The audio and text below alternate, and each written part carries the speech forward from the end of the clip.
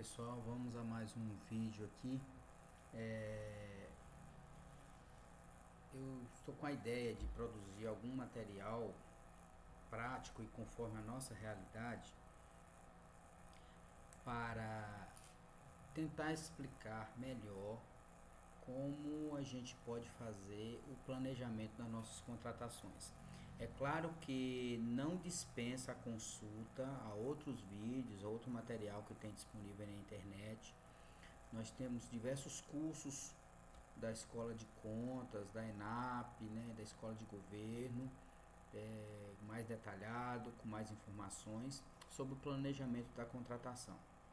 A minha intenção nesses vídeos é trazer uma visão dessas informações, né, e tentar facilitar um pouco a introdução dessas práticas na nossa vida diária, como elaborar, como fazer o planejamento de uma contratação, seja ela uma contratação direta por dispensa ou inexigibilidade, seja uma contratação de obra, seja uma contratação de aquisição de materiais ou uma contratação de serviço. Tentarei fazer vídeos pequenos trabalhando cada um dos documentos que compõem o planejamento das contratações.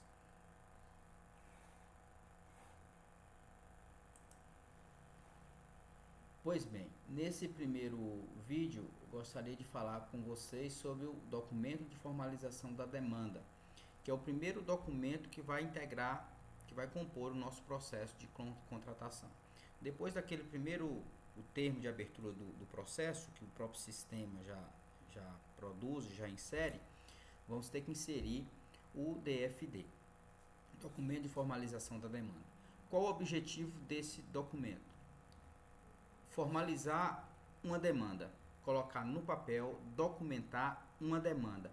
O que devemos entender por demanda? Uma necessidade ou um problema público a ser resolvido, a ser enfrentado. Isso é demanda pública, nada mais do que isso. Nós trazemos um modelo aqui, vamos propor para vocês, com base no modelo antigo do governo federal, que não muda muito. Ele é simples, não é complexo, mas traz os elementos mínimos que tem que ter, que deve compor um DFD. Bem, vamos ao nosso modelo que está aqui na tela. Primeiro, nós temos o que? Primeiro, nós temos o setor requisitante, a secretaria que está requisitando a solução daquele problema. A secretaria que visualizou, que pensou, faz parte da sua competência, da sua função, resolver, minorar, buscar uma solução para um determinado problema, para uma determinada necessidade pública. É o que está aqui no nosso primeiro quadro, tá bom? Agora, logo em seguida, vamos descrever a necessidade pública. E aqui já chama a atenção para um dos principais problemas na elaboração do DFD. DFD você não diz nada sobre solução. Você não fala sobre objeto. O seu objeto vai ser tratado no TR e no ETP. Aqui nós vamos pensar só necessidade pública. Então é preciso nesse primeiro momento que você esqueça solução. Esqueça objeto de contratação e foque, se concentre na necessidade ou no problema a ser enfrentado. O que é problema? Transportar pessoas é uma necessidade da administração. Por exemplo, prover locais mobiliários para que as pessoas aguardem numa recepção é uma necessidade pública. Vamos pensar um outro problema aqui. Você manter os prédios públicos, conservar os prédios públicos, outra necessidade pública. Isso é necessidade. Agora, como você vai resolver essas necessidades? Como você vai solucionar? Aí você vai buscar no ETP essas soluções. Então, a descrição da necessidade pública é focar na necessidade. E por que isso é importante? Porque quando você se concentra na necessidade, você induz o seu cérebro, você começa a pensar em tudo que está em volta daquela necessidade. Vou dar um exemplo aqui. Uma diretora chega e de uma escola chega e fala assim: olha, eu estou precisando de fechaduras na minha escola. Olha, a fechadura ela é um dos itens que soluciona um problema de segurança na escola, de manutenção da escola. Mas a fechadura em si, só aquela caixinha de fechadura, ela não vai resolver o problema completamente daquela professora, daquela escola, né? Ela precisa, além daquela fechadura, você precisa de alguém que vá lá assentar essa fechadura, porque a diretora não tem pessoal próprio para fazer aquele serviço lá naquela escola. Talvez tenha, mas se não tiver, a fechadura em si não vai resolver o problema. Então, a solução tem que ser pensada de forma mais integral possível para evitar o que? Você compra a fechadura e não tem quem vai colocar e que não vai instalar a fechadura naquela porta. Então, a sua necessidade é manutenção de portas e janelas, por exemplo. Né? E outra, às vezes a pessoa traz para você uma informação, no calor daquela hora, ela está, na maioria das vezes, parcial. Porque quando ela traz, olha, eu estou faltando fechaduras na escola, beleza. Como é que estão os vasos sanitários? Estão em perfeitas condições? Quantas fechaduras? Todas? É só uma ou duas? Outra, essa fechadura que você precisa é uma fechadura simples, é uma fechadura para a porta de ferro, de aço, é uma fechadura para a porta de madeira, como é que é? Então, essa informação você vai buscar depois. Então, essa informação vai surgir quando você pensar, quando você meditar sobre aquela necessidade pública. Tá? Então, aqui, esqueça solução, é necessidade pública, é problema a ser resolvido. A justificativa também é por que aquilo é necessário, por que aquilo é um problema. Porque está prejudicando pessoas, está colocando pessoas em risco, está deixando um serviço mal prestado porque falta determinada situação, é porque o que existia já está velho, precisa ser renovado, a solução já está ultrapassada, precisa de uma solução nova, entendeu? Então aqui você já justifica aquela necessidade, aquele problema. Esquece o objeto, a solução, tá? É importante, é imprescindível que haja essa separação de problema, necessidade, de solução, porque isso induz a administração a fazer uma boa escolha no futuro, uma escolha melhor pensada, entendeu? O que a lei quer com planejamento é você pensar de forma melhor, melhorar o nosso processo de pensamento, de meditação sobre como resolver uma necessidade pública, um problema público. A quantificação da necessidade. Eu não vou dizer aqui que eu vou comprar tantas cadeiras, vou comprar tantos veículos. Não. Qual a minha necessidade? Eu preciso transportar 30 pessoas diariamente para Ji-Paraná, por exemplo. Eu estou dizendo que a minha necessidade é transportar 30 pessoas. Como eu vou transportar? Eu posso fazer locação de táxi, locação de veículos, eu posso adquirir um veículo, eu posso disponibilizar passagens de ônibus para que as próprias pessoas vão até Ji-Paraná, não sei. Tem outras soluções que a gente vai, no momento oportuno, encontrar, né? A característica dessa necessidade tem que ser informada aqui, sempre com olhar voltado à necessidade e ao problema. A data de atendimento da necessidade. Quando é que você precisa falar aquela necessidade? E aqui eu faço um alerta pelo seguinte: toda vez que a gente coloca lá no documento que é uma necessidade urgente, que aquilo já deveria ter acontecido ontem, eu estou depondo contra a própria gestão. Eu estou dizendo que essa atitude que eu estou tendo agora de formalizar essa demanda era uma demanda que já existia há um mês atrás, há 6 meses atrás, há um ano atrás. Então, tudo urgente é aquilo que não foi iniciado no tempo correto. Então, quando eu falo que tudo é urgente, é porque eu estou depondo, eu estou dizendo que eu não fui ágil e eficiente no tempo para demandar no tempo oportuno. Então, tem que ter muito cuidado. Então, sempre pensando para o futuro. Essa necessidade vai ser daqui 6 meses, daqui 1 mês, do próximo ano. Deixa eu dar um exemplo que eu sempre utilizo. Uma necessidade pública, ornamentação natalina. É uma necessidade, já faz parte da cultura, do costume administrativo, é importante para trazer um sentimento positivo na comunidade, a cidade fica bonita, recebe visitantes, as famílias ficam felizes, o comércio incrementa o comércio, é uma necessidade pública. Mas a minha necessidade é a ornamentação natalina.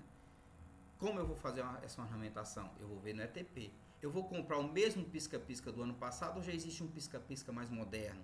Existe uma luz mais moderna? Existe uma ideia que eu vi aí na internet, eu vi num vídeo, eu vi num filme que a gente poderia fazer e a gente poderia inovar. Então, gente, quando a gente separa a necessidade de solução, a gente abre espaço para inovação. E não podemos esquecer que estamos num mundo em constante mudança, em constante transformação. A cada dia tem uma coisa nova sendo criada, sendo inventada. E se a gente fecha no nosso DFD a solução, a gente perde a oportunidade de encontrar a melhor solução.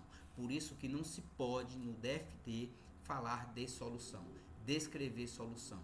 Essa solução virá depois no estudo técnico preliminar. Por isso que a palavra estudo, eu vou estudar, eu vou pesquisar, eu vou indagar, eu vou buscar uma boa solução ou a melhor solução para aquele problema. E qual o problema? O problema que está descrito de forma integral, o mais completo possível no DFD. Aqui é problema. Qual o tamanho do meu problema?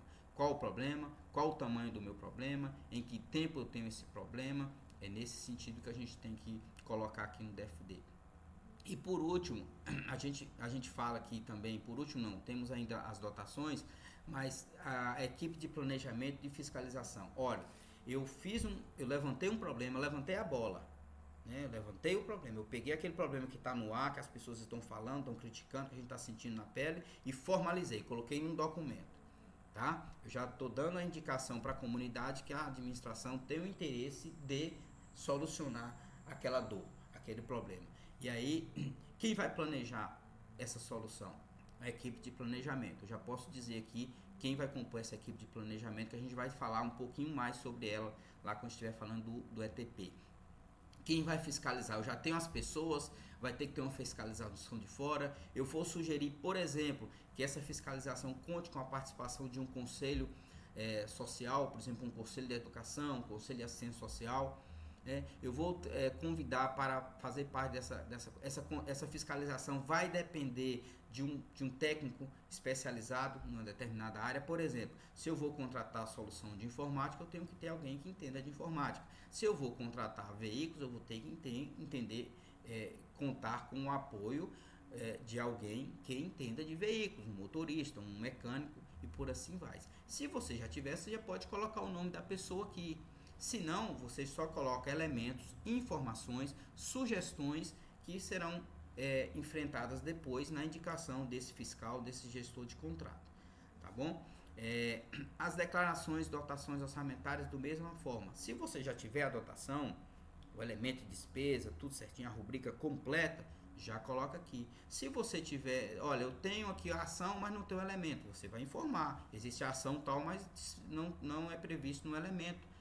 Olha, existe o elemento, mas a dotação que está hoje disponível lá é insuficiente, porque há uma previsão de que essa contratação vai ser superior a 100 mil reais e só tem 10 mil reais previsto na dotação. Para que isso? Porque eu já começo a enfrentar no começo do processo os riscos e as dificuldades que eu vou ter no seu desenrolar. Então aqui eu já vejo que, olha, eu vou precisar suplementar, eu já demando uma suplementação de dotação, porque eu já estou começando a solucionar um problema. Eu peguei um problema que existe aí, pairando no ar, vamos dizer assim, e formalizei ele, e a gente vai correr atrás da solução desse problema. E por final, você identifica quem fez esse DFD e a autorização da secretaria,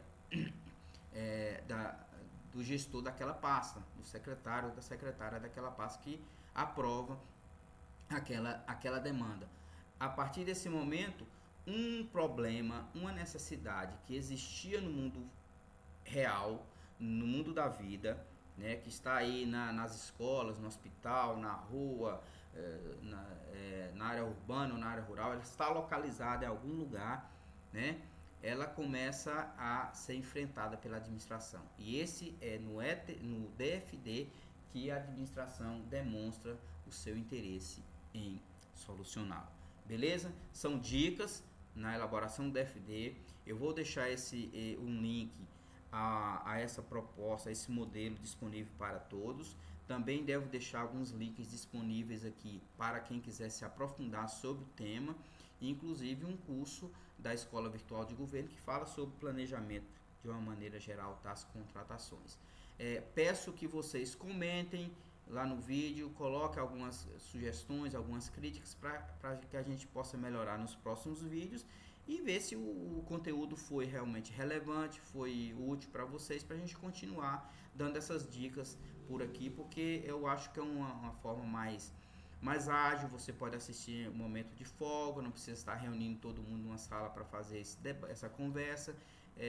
A qualquer momento você pode revisitar o vídeo e ir melhorando o nosso documento e ampliando a nossa mente para a gente conseguir cada vez mais documentos melhores, para que a gente supere de vez essa dificuldade em bem formalizar um processo de contratação, tá bom? Eu fico aguardando aí os comentários de vocês, o feedback, para que a gente possa evoluir nessa proposta, nessa ideia, e estar começando a falar lá sobre ETP, que seria o próximo documento constituinte da fase preparatória de uma licitação. Até a próxima!